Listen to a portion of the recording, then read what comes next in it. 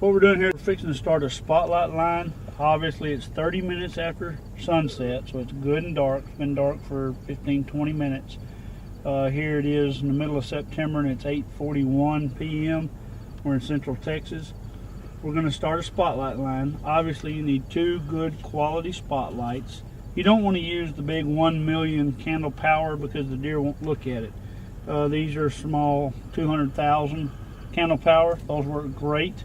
Anything probably 500,000 or less, but certainly not more. We have a data sheet that's pre-printed. I don't know if you can see it, but it says bucks, does, fawns, and you know, very, very nice, clean, neat. But you can just write it on the back of a napkin: bucks, does, fawns, undetermined, that kind of stuff. But I also like to count ringtails and possums and coons and predators and that kind of stuff. And then obviously a good pair of binoculars. That's imperative because it's at nighttime. We're going to be counting deer out there maybe to 150, 200 yards. And is that a fawn without spots? Is that a spike? Or is that a doe?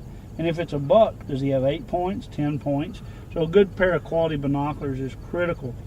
When you start a spotlight line, you want to set your odometer to 0 and record. If you'll notice the spotlight survey line, it has all the way down to 15. Most spotlight lines are 15 miles long or less.